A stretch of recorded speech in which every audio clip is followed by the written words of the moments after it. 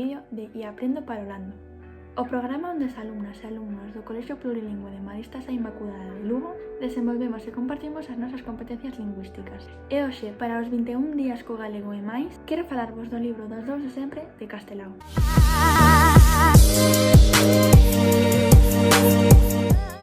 Vou comezar falando de autor, Castelao. A parte de ser escritor, tamén foi un debuxante e, sobre todo, o máis fundamental, político.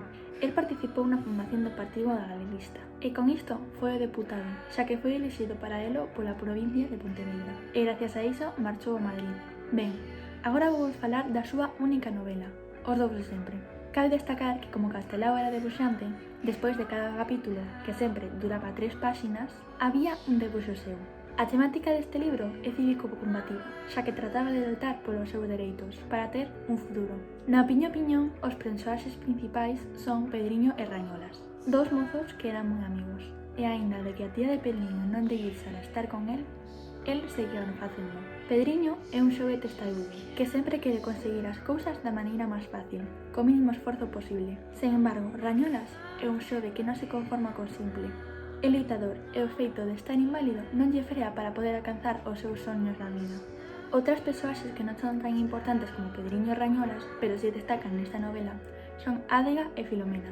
Ádega é a tiña de Pedriño e é a que non lle deixa estar con Rañolas, xa sexa polas súas condicións, neste caso a invalidez. Co paso do tempo, Ádega decátase de que Rañolas é un bo rapaz e que tampouco está nunhas boas condicións de vida, así que vai no aceptando pouco a pouco. Tamén está Filomena, a muller de Pedriño. Eles rematan tendo fillos, pero Pedriño sempre víase con outras mulleres. As súas obras sabíano, así que deixándolle de ter respeto polos seus actos. Penso que a novela de Castelao ten un estilo narrativo, aínda que non estou moi segura, xa que ten un estilo de prosa. Finalizo este booktuber dando a miña opinión persoal. Sinceramente, facíanseme os primeiros capítulos moi confusos, xa que non entendía ben o seu contexto.